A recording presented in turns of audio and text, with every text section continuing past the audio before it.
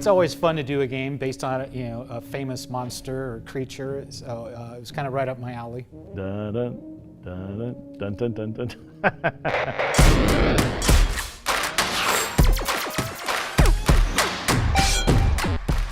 No way.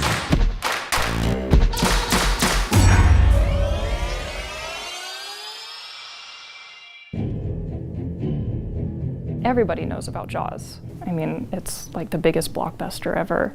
I love the story of the movie. It's really interesting. So it's summer at Amity Island in 1974. Brody's first day on the job as sheriff, and everything's going normal. Then suddenly this dead woman shows up on the beach and it's a shark attack. And that's basically where we're jumping into the movie to just kind of bring this world to life in the pinball machine.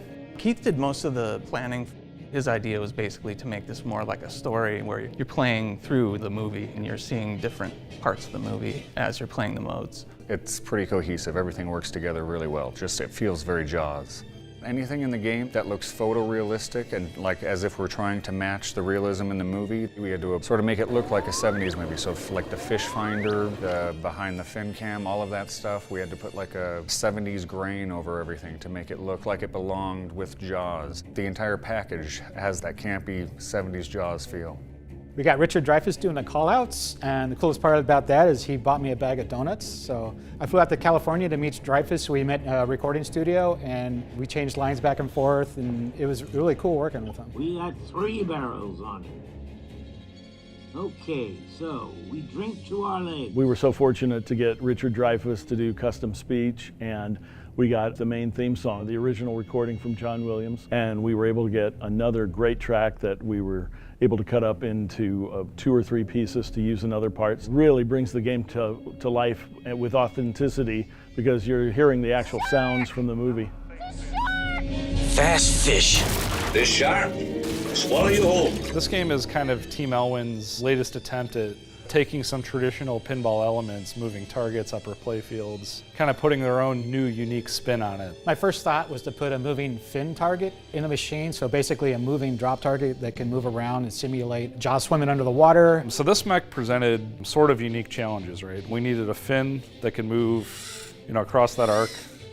We needed a pop-up target, and then because of that pop-up target effect, we actually needed to work on essentially shrinking the depth of a standard pinball stand-up target. So a couple iterations and we actually landed on this carbon fiber backer, which to my knowledge is the first composite part in a pinball machine.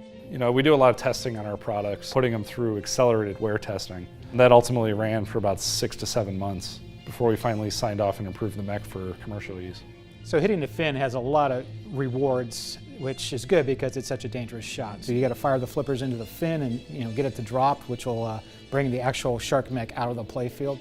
I feel like half of the game and half of the movie is the building of the idea that there's a shark under the water. And then the other half of the game is that you're battling the shark. And that's exactly what Sheriff Brody did in the movie.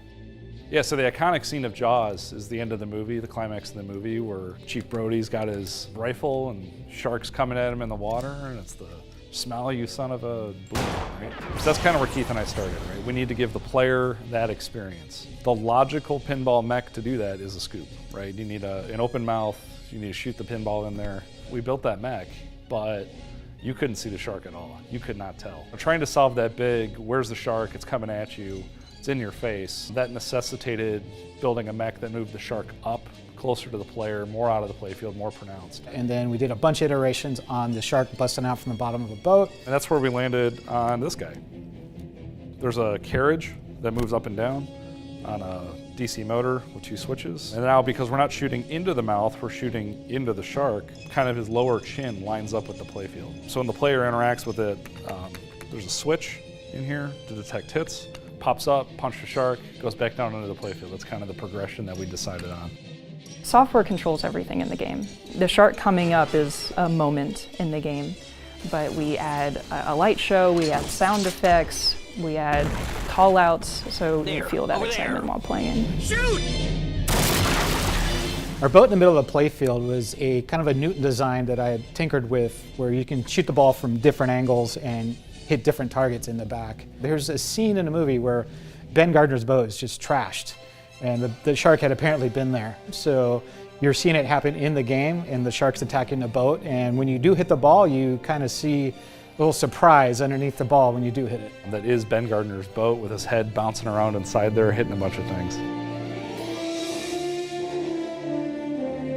So basically, you're setting sail, you grab your chum bucket, you're throwing the chum in the water, and as you do, each time you hit the bucket, you're filling up the chum line.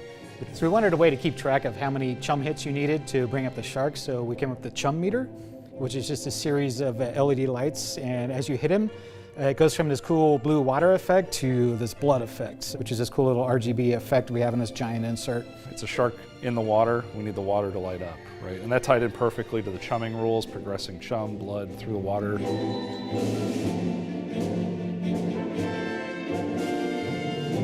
So here we have the upper playfield. It's basically the giant toy, if you will. Early in the conceptualization of this game, the very first thing he laid out was Orca playfield on the back left, facing the player. We entered the Orca from this little ramp over here.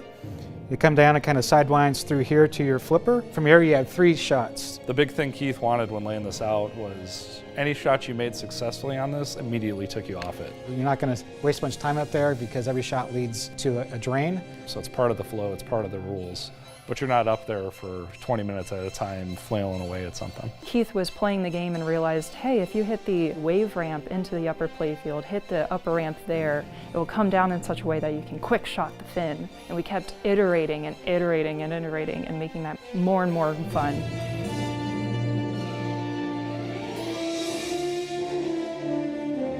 You know, we have all these sonar effects, these life rings, these fishing reels, these ship wheel spinners. You know, those are all round. What if we lit up the speakers and tied them together? The LE has these really cool speaker lights that are on the back panel. So the speaker rings will mimic what the LEDs are doing on the playfield. When you're doing the fish finder, you're doing the sonar mode, the lights on the speaker rings actually kind of follow along with the game. As you hit the chum bucket, they gradually fill in red as more and more chum enters the water. They're very interactive and very cool.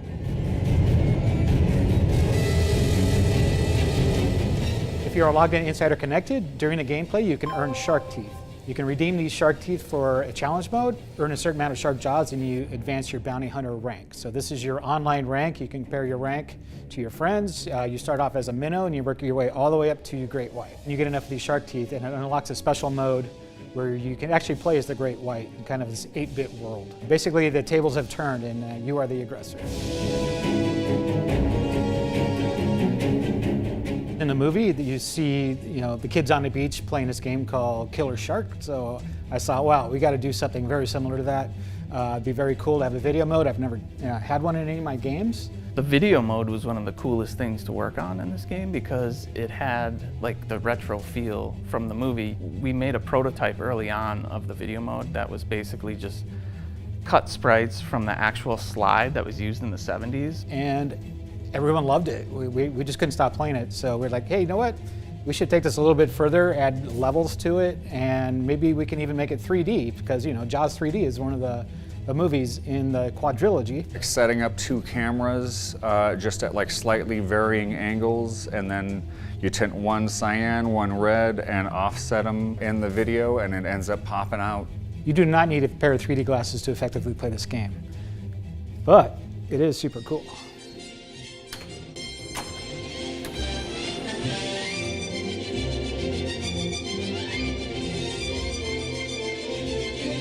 It was really awesome that JAWS was debuted at CES. It looked like everyone was having a lot of fun. I saw people start multi-ball. I saw people laughing at some of the humor that we threw into the game.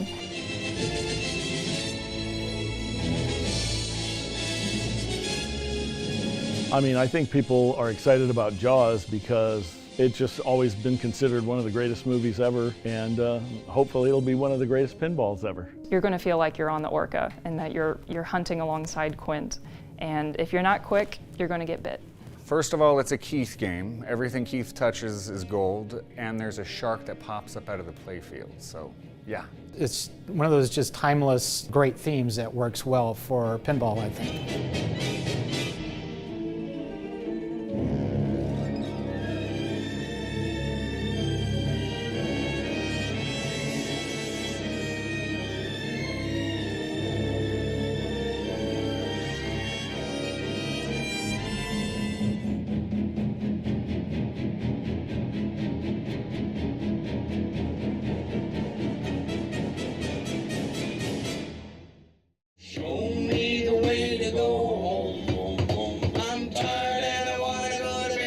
So you want to know what it takes to make a pinball machine. Going to need a bigger CAD file.